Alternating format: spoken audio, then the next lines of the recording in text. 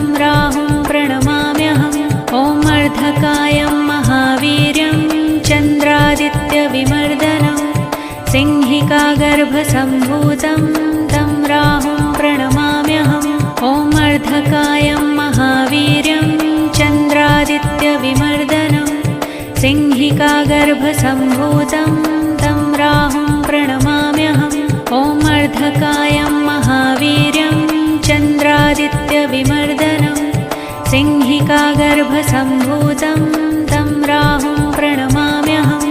ॐ अर्धकायं महावीर्यं चन्द्रादित्यविमर्दनं सिंहिकागर्भसम्भूतं